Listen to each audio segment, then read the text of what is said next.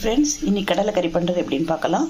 நான் கொத்துக்கடலை 1 டம்ளர் நைட்டில் ஊற வச்சுருக்கேன். 8 மணி நேரம் கழிச்சு இப்போ குக்கருக்குள்ளே உப்பு மஞ்சப்பொடி போட்டு 6லேருந்து 7 விசில் வைக்கப்புறம் அதுக்கப்புறம் எப்படி பண்ணுறதுன்னு பார்க்கலாம்.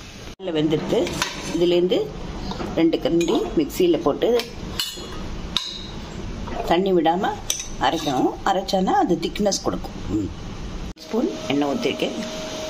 ஜீரகம் 1 டீஸ்பூன், வெங்காயம் 2 கட் பண்ணது, பச்சை மிளகாய், கருவேப்பிலை.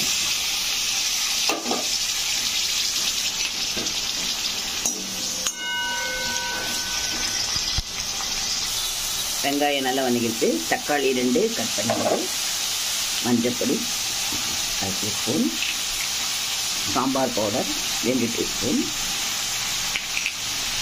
கரம் மசாலா 1 டீஸ்பூன், தேவையான அளவு உப்பு.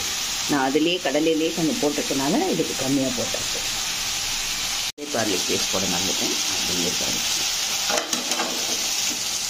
நீ பச்சை மிளகாவே இங்கேயும் பொண்ணி கூட போடாது.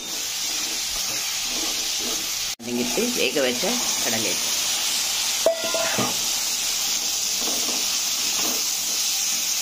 அரைச்ச கொத்துக்கடலை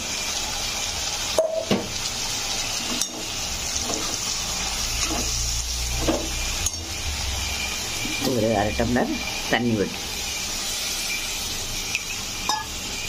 ரெடியாக எடுத்து டேஸ்ட்டுக்கு கொஞ்சோண்டு வெள்ளை சக்கரை, அது ஆப்ஷனல், கொஞ்சம் கொத்தமல்லி. நான் இன்னைக்கு இடியாப்பத்தோட சர்வ் பண்ணுவேன்.